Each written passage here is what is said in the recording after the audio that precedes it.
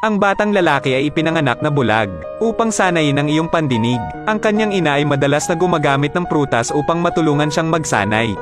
Pagkatapos ay nagpalit si nanay ng maliliit na toyo para sanayin siya. Narinig mo lang, maaaring sabihin ang eksaktong dami ng soybeans. Tuwang-tuwa ang ina at nagluto siya ng isang mangkok ng noodles. Pero sinuntok at sinipa ng kanyang alcoholic stepfather ang kanyang ina pagka-uwi niya sa bahay. Ang batang lalaki na nagpoprotekta sa kanyang ina ay hindi sinasadyang naputol ang kanyang kamay gamit ang isang tinidor na kumakain ng noodles. Mabilis niyang inaliw ang kanyang ina. Sa hindi inaasahang pagkakataon, ibebenta siya ng kanyang stepfather sa isang human trafficker. Pinilit siya ng mga human trafficker na mamaalimos araw-araw sa mga lansangan. Sa gabi para ibigay ng bata ang lahat ng perang hinihingi niya ngayon. Ang pangalan ng bata ay Ro Guang. Simula nang ibenta ng stepfather ko, ang ina ay nagprint ng larawan ng kanyang anak at hinanap kung saan-saan. Ngunit hindi mahanap ito kahit saan. Ngayon ay napilitan na naman siyang mamaalimos sa kalye. Nahulog ang card ng babae. Tita, may nalaglag po kayo. Mabilis na hinawakan ng babae ang bag ng tiyahin at natuklasang wala na ang card. Mabilis na tumalikod at kunin ito. Salamat munting kaibigan. Noong una ay aalis na ang babae. Ngunit nang makita niya ang kawawang si Ro Guang ay tumalikod siya. Munting kaibigan, bulag ka ba? Naghihinalang tanong ng babae. So paano mo nalaman na may nahulog ako? Dinggin. So paano mo nalaman na tita ako? Makinig sa mga yapak at boses ni tiya. Naririnig ko rin ang edad mo. Napakapakinabang mo. Kaya sabihin mo sa akin kung ilang taon na ako. Ang edad ni tita ay mga 28 hanggang 30 taong gulang. Talaga, tama ba ang hula niya? Gustong tingnan ng lalaking nasa gilid kung totoo ang sinabi ni Ro Guang. Magtapon ng barya sa lupa, at tinanong siya kung ano yon. 1 sentimo sa isang pagkakataon. Masyadong nakakapinsala, sobrang talino, kaya hulaan mo kung ano ito. 1 bil sa isang pagkakataon. Pinalakpakan ng mga manonood si Ro Guang. Nais ng lalaki na dagdagan ang kahirapan at tinakpan ng mga mata ng bata. Munting kaibigan, kung tama ang hula mo, ibibigay ko ito sa iyo. 100 yuan. Iyan ang pambihirang kakayahan ni Ro Guang sa pandinig. Binago ang kanyang buhay. Pagkabalik, ang perang hiniling ni Ro Guang ay kinumpiska ng mga human trafficker. Hindi makatulog si Ro Guang sa gabi. Sinabi niya sa kanidnap na babae na namimiss niya ang kanyang ina. Pag-aalo ng dalaga sa sinabi niya pagkalabas niya, sasama sa kanya para hanapin ang kanyang ina. Gayunpaman, sinamantala ni Ro Guang ang pagkakataon upang makatakas sa kalagitnaan ng gabi.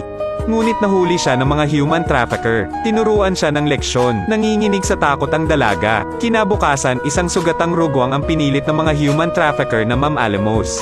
Sa sandaling ito, isang lalaki ang kakalabas lang ng shopping center. Nakita si Ro Guang na umuubo at dumudugo ang mga sulok ng kanyang bibig. Nagmamadaling nagtanong ang lalaki tungkol sa sitwasyon ni Ro Guang. Hindi makikita. Nanatiling tahimik si Ro Guang at umubo lang. Tumayo ang lalaki at tinanong kung kaninong anak yon. Ngunit walang tumugon. Nagtago ang mga trafficker sa di kalayuan at nagmamasid. Nakita ng lalaki na si Ro Guang ay malubhang nasugatan. Binuhat niya si Ro Guang at isinugod sa ospital. Pagkarating sa ospital, sinabi ng nurse na nasugatan ang baga ni Ro Guang at nangangailangan ng emerhensyang paggamot. Hilingin sa lalaki na magbayad ng mabilis. Ang lalaki pagkatapos magbayad ng mga medikal na bayarin ay tumingin sa kanyang relo. Siya pala ay isang Navy soldier na nagngangalang Tang Yan. Sa pagkakataong ito ay bumalik siya sa kanyang bayan upang makipagtipan sa kanyang kasintahan. Nagmamadali, nais ni Tang Yan na kumuha ng tagapaglinis para alagaan si Ro Guang. Nagmamadali siyang bumalik sa kanyang bayan para magpakasal, ngunit tinanggihan niya si Tang Yan. Walang magawa, makakasakay lang muna ng mabilis na taxi si Tang Yan papunta sa istasyon. Ngunit matapos siyang iligtas ng doktor, hindi na matagpuan si Tang Yan. Kaya tinawagan ko si Tang Yan. Makakabalik lamang si Tang Yan sa ospital. Sa sandaling ito ang ina ay naglalakad sa kalye. Hinahanap si Ro Guang. Tinatalakay din ng mga trafficker ang mga paraan para maibalik si Ro Guang.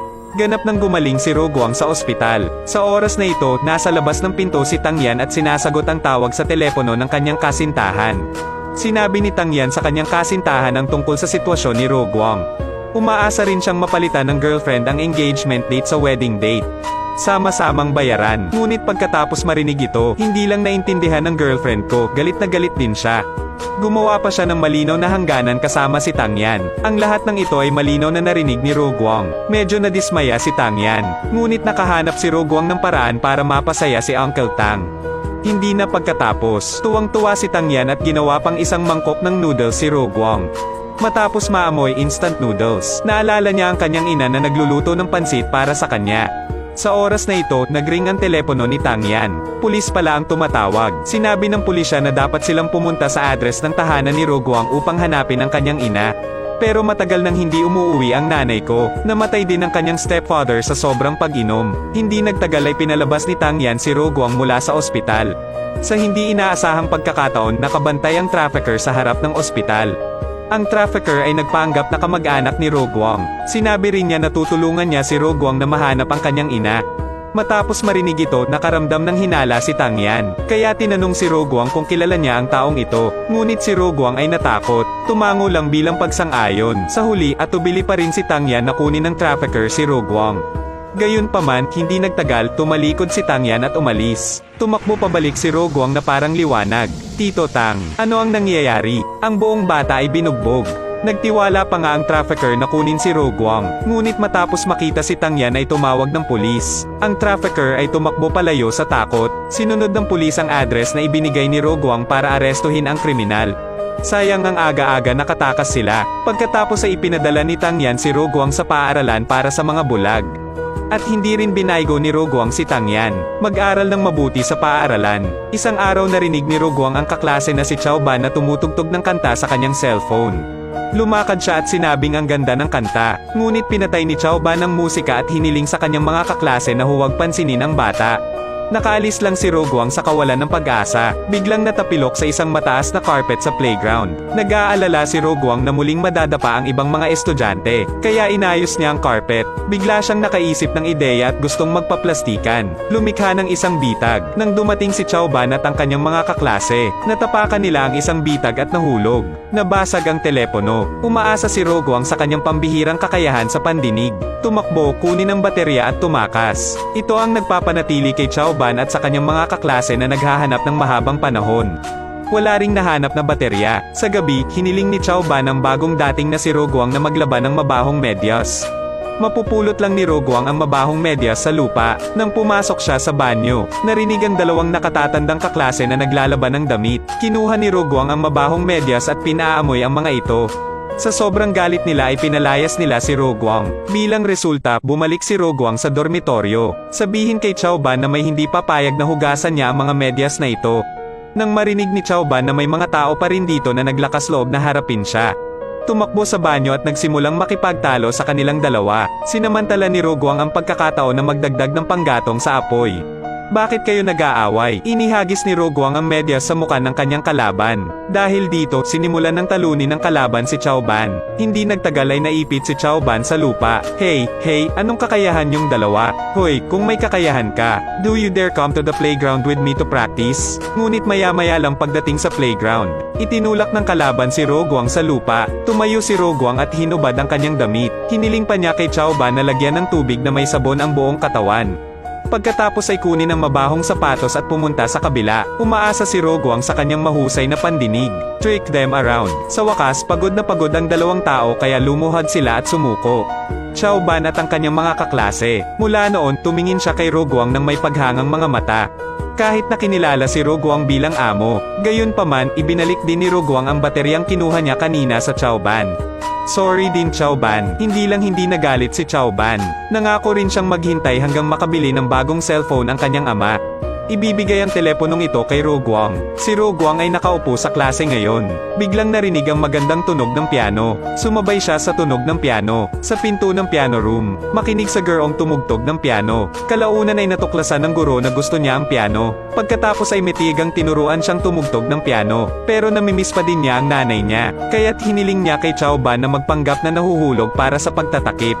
Tahimik silang tumakbo palabas ng school ng mga kasama niya. Tumawag siya ng tulong. Sumulat siya ng paunawa upang mahanap ang kanyang ina at hiniling sa kanyang mga kaklase na tumugtog ng mga instrumentong pangmusika upang maakit ang mga tao.